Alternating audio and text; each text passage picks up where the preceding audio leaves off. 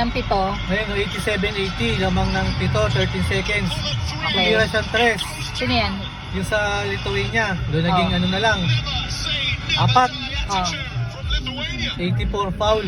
Ilan seconds na lang? 7.9 seconds. Score 83-88.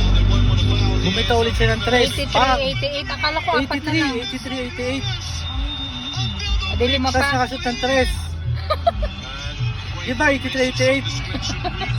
83-88. Nakashoot ng 3. Hindi, dalawa na lang. Kasi Oh. sa 3.5 seconds.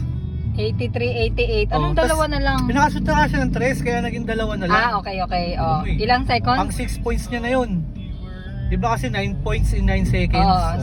So, ilang seconds na lang yung dalawa na lang lamang? 3.5. Okay. Na turnover. Siya yan, same tao? Oo, siya lang. Anong pangalan? Ang hirap banggitin eh.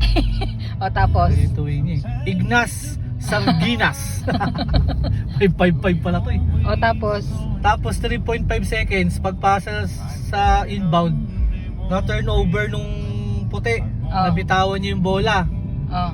Binato niya sa malapit Doon kay sa Ignas. sa half court at lumampas lang siya ng onte. Pumasok yung tira niya. 3.